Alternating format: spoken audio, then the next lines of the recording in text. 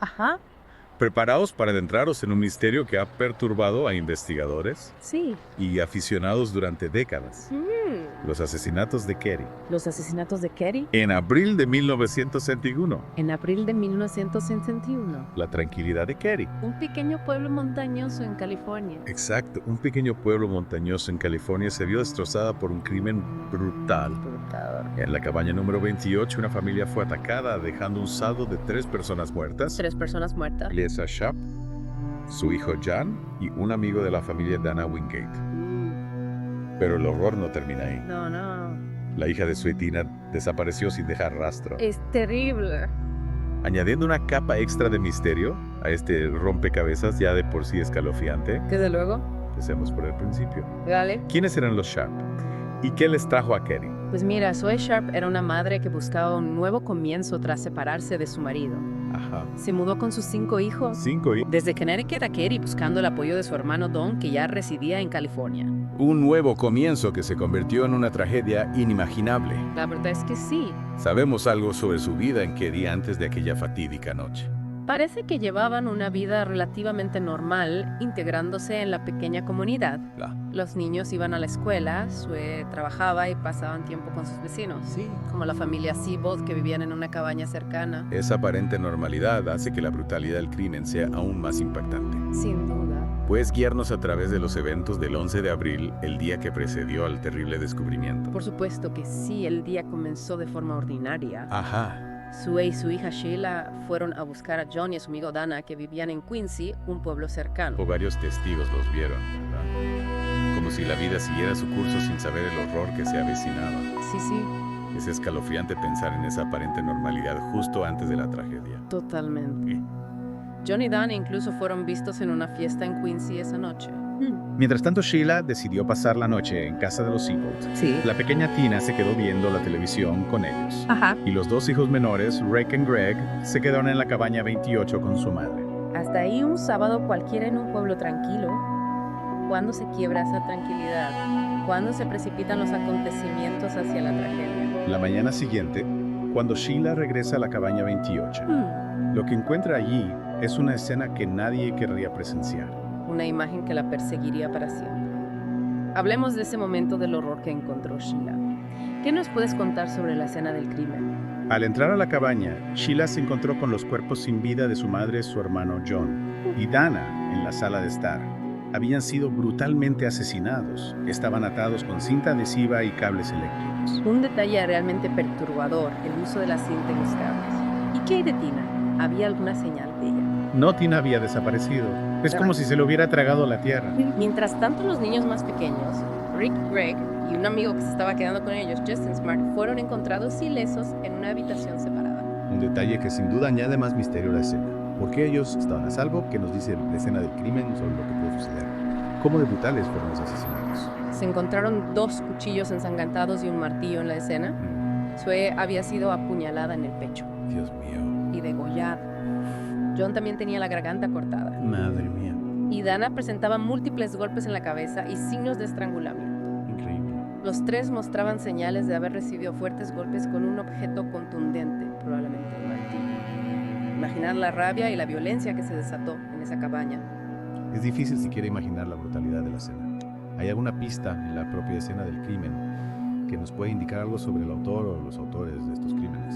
Un detalle importante es que no había señales de entrada forzada. Hay- Esto sugiere que las víctimas conocían a su atacante o atacantes, lo cual es aún más aterrador.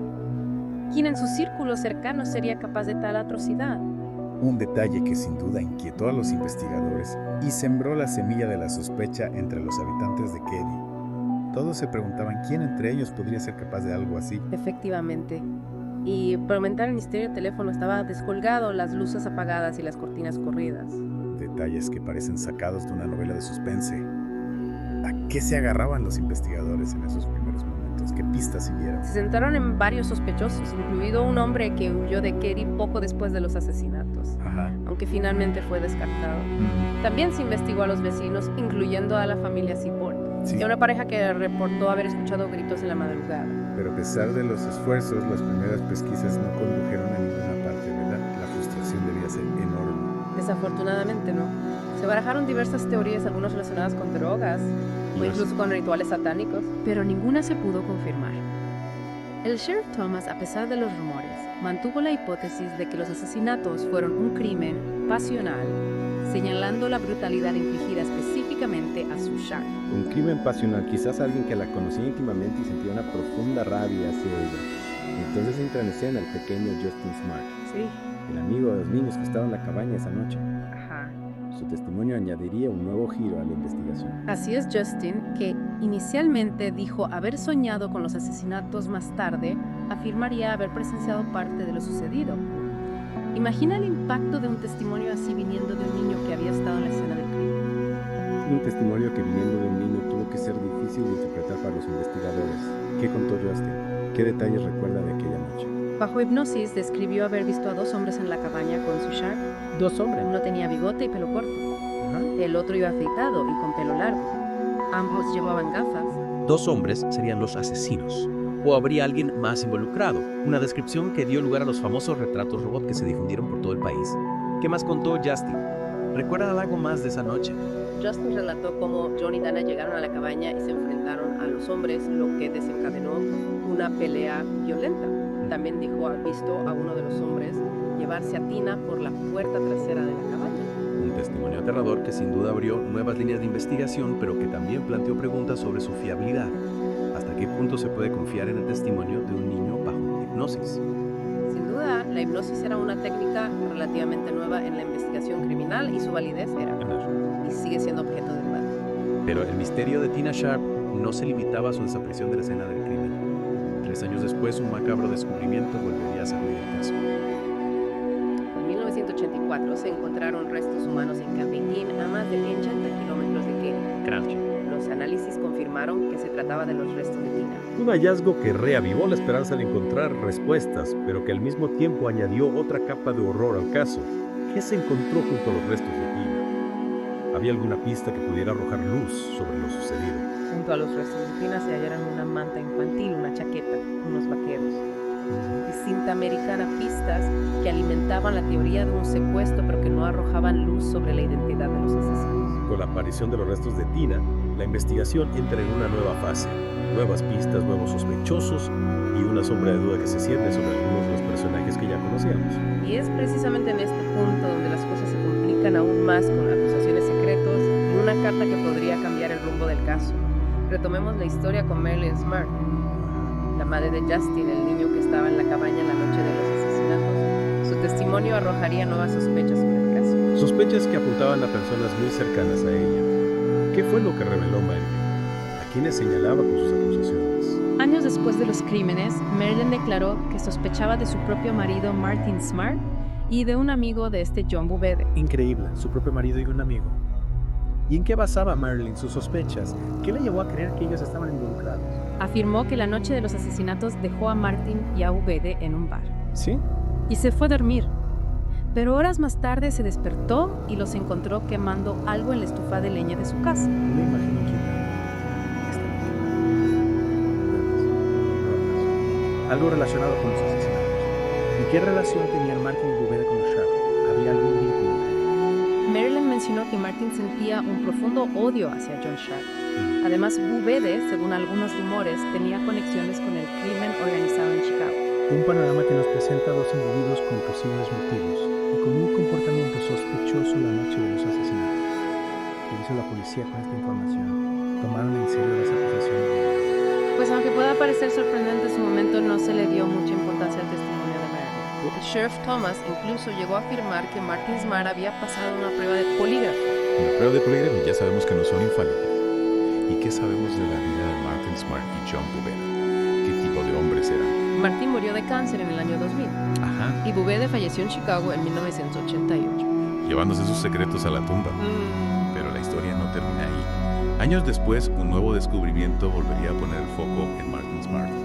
En 2016 se encontró un martillo en un estanque cercano a la cabaña donde ocurrieron los asesinatos. Un martillo que, según los investigadores, coincidía con la descripción de que Martin Smart había declarado haber perdido.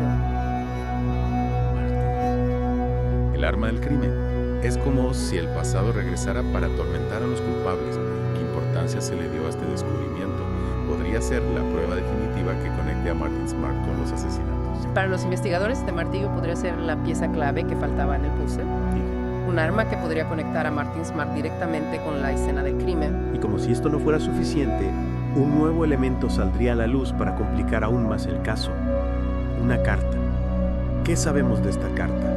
¿Quién la escribió y a quién iba dirigida? Efectivamente, una carta escrita por el propio Martin Smart a Marilyn poco después de los asesinatos. Una carta de Martin a Marilyn justo después de los asesinatos. ¿Y qué decía esa carta? Revelaba algo sobre su implicación en los crímenes. Confesaba su culpabilidad. En la carta, Martin habla de las dificultades en su matrimonio y termina con una frase escalofriante. He pagado el precio de tu amor y ahora lo he comprado con la vida de 4 personas. Lo he comprado con la vida de 4 personas. Esas palabras resuenan con un peso terrible. ¿Cómo es posible que esta carta pasara desapercibida durante tanto tiempo?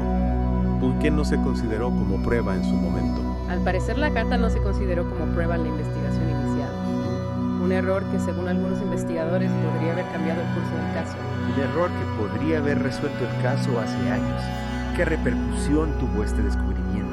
Se reabrió la investigación. Se investigó a fondo a Martin Smart. La aparición de la carta y del martillo reavivó interés por el caso. Sí. Y llevó a muchos a creer que Martin Smart era el responsable de los asesinatos de Keddy. Pero a pesar de todas estas revelaciones, el caso sigue sin resolverse.